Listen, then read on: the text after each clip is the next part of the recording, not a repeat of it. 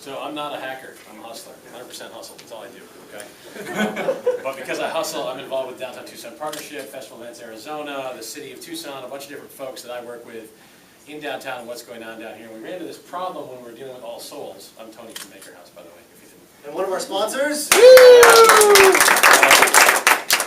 With the new streetcar line, all the parades in town are essentially totally hosed. Yeah. If you cross the streetcar line, you have to pay about 30 grand. And that's because you have to pay for a bus bridge to get people across the, so if your parade crosses, every time it crosses, it's another $30,000, okay, that you have to pay. And if you shut down a block for a parade, it's like 70, it's more than 30, it's a lot of stupid money. So that parade routes are all screwed, essentially. So I started talking with DTP and all these different folks, and like, how can we optimize a parade route? Like, we have different profiles of groups, like the rodeo parade is different than All Souls, right? All Souls is a bunch of people in the parade, and the rodeo parade is a bunch of people watching the parade, right?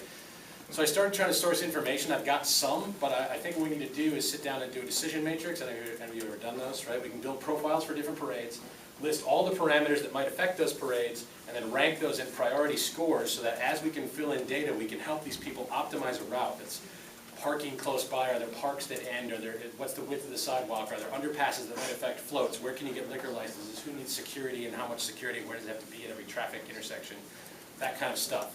But the end goal is to take this information, the optimized routes, give it back to the city of Tucson, DTP, Festival Events Arizona, and maximize the number of events and parties and festivals and celebrations we have in Tucson, because I like to go to those. That's a selfish thing. I like giant sausages and beer. So more of that, and less of $30,000 to cross a set of railroad tracks.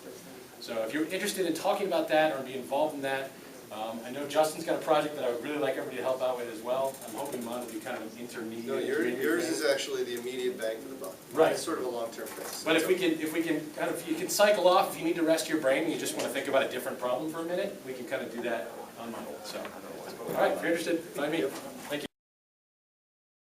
My name's Tony, this is Brennan. We also have Hummer and Laura, if you stand up. And Ryan was also joining us. This is not an app. We were not software. Okay. This was a non-code project. Okay. The point was to have a project for people who didn't code.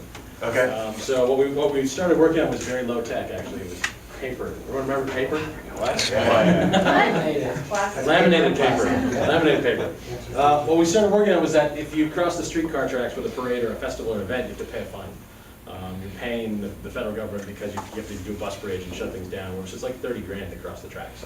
So all of the parades, all the festivals, all the events, all the crump crawl, everything you know about that goes on in downtown Tucson has to kind of be rethought.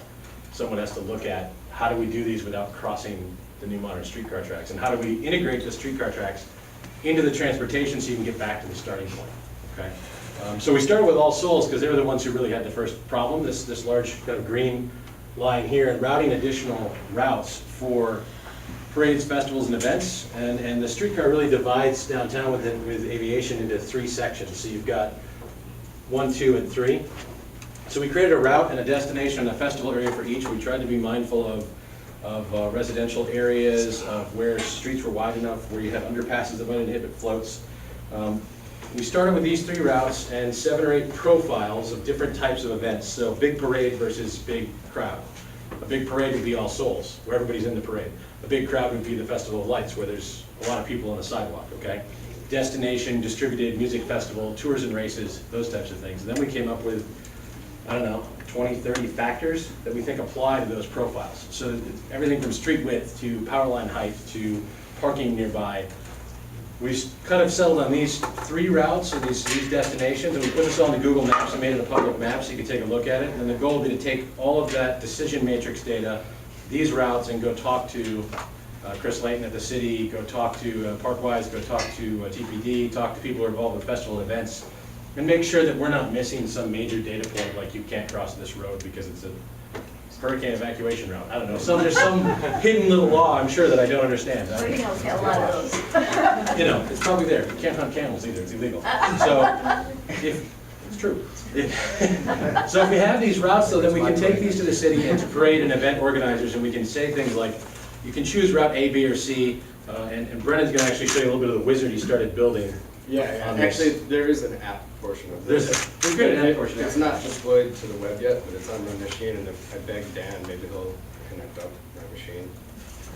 Please, Dan, I beg you. You have to do more begging than that. Dan, I super beg you. Get him a beer. While you're connecting that, I'll explain. Talking, I don't like her talking work. So the point was that if we have these routes and these things planned out, if you're new and you want to create a festival event, you want to create a Celtic parade, okay? You have to figure out what length of route, where do I want this to take place at, what kind of considerations do I have? So you could select through a wizard and it would say, okay, here's the best route and these are the things you have to consider. You have to have traffic control at this intersection. You have an underpass that's going to limit your float size. Things like that, data we know, okay? The next step then would be, hopefully, with some people like Festival Events Arizona and other folks, go to the city and say, the money that you're normally putting towards festivals, like paying festivals directly, why don't we buy an umbrella liability insurance policy? If you're on one of the approved routes and you get approved by the city, you're covered, right? Because then it encourages lots of festivals and events. And we have these pre-approved routes that the actuaries and the insurance companies can look at to get a reasonable estimation of liability and risk. Because we know you're going to be running these same routes over and over again. So there's 3 or 4 different route options depending on what you're doing. Okay. And this would be Brennan's wizard. Okay, so, and we first started with, here's parade with event destination, and by the way, the whole site is festival and parade planner. So the idea is, we put a few of the profiles in here. You would kind of have an idea of your festival or parade, and you click on that, and then you would get a list of possibilities, possible routes that fit that profile. So we got a few in here. I was experimenting, and we have a All Souls Festival area, Cushing Armory Park Parade. So they're like little routes through there that we drew in Google Maps and made available to the public. In the app itself, you go into like the All Souls procession map, and see here it is represented again with some notes about it, right? So there's the map we drew and this represented on the website. So the idea is you could go to the different markers here, find out about stuff along the way, and then eventually, like this lower map here, I wanted to kind of have like a larger map of the whole thing. But then also, what will happen automatically is along the streets that your route is on, it'll have all the vendors listed by street here. So like when you're planning it, oh, I can help these businesses, or here are points of interest along the way. So I could go on, but that's essentially it. The yellow points that were added in there, one of our team members did, like those are parks or gathering spaces. All the facilities, when they're open, do they have electricity and power, do they have bathrooms? Who do you contact on the website to get access to those spaces? There's a limited number of large gathering spaces in downtown, like that. One of those is a parking lot, it's a really big parking lot over by the Steinfeld. And then Armory Park, obviously. So those are, if you have a destination at the end of your festival event, you need a place to go to. So these routes are all based with an ending destination. So for instance, I clicked on one of the yellow markers there and it tells you all about the parking lot that's right there. So this app is kind of in the beginning phases. However, I am Gangplanker and I'm here every Wednesday night, and guess what I'll be doing on Wednesday nights? Excellent. Our first one.